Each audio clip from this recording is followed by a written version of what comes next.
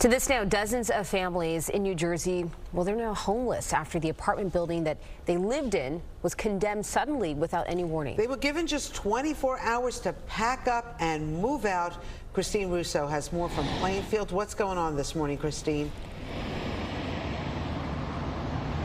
Good morning, Rosanna and Bianca. Well, I spoke to a father here earlier this morning who says he's just at a complete and total loss and shock at what happened here. He said he had no warning.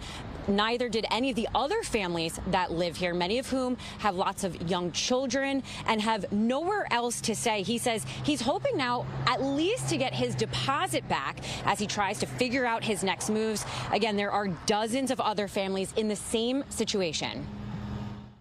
People living at 515 West 7th Street are packing up their lives little by little. Dozens of people, many of whom are immigrant families, were given just 24 hours to move out after being told their apartment complex was being condemned and was unfit for human habitation. This father, Jose, says he's lived in the building for 2 years and has 2 young children. Now, he says he doesn't know where they're going to stay because they have no other family here. There's a lady who just had a baby 3 days ago. Still in the hospital, now has nowhere to come home to. Another lady just moved in 2 days ago. There's multiple children sleeping in their cars. Families with babies, some sleeping in their parents' arms, and little kids wandered around outside the buildings last night.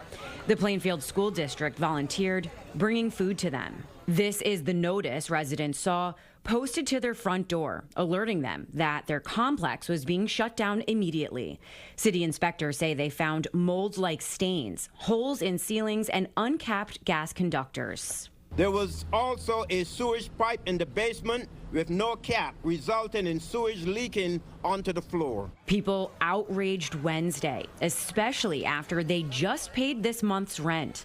The mayor called the owners, Charles Araya and Aaron Ikron, money hungry and careless. The state inspected the pair's other multifamily buildings and found 235 violations. It is clear to us that this landlord is heartless and uncaring about his tenants and is driven by greed and profit. Well, the school district here is back on site this morning. They're setting up food here like they were doing last night for families.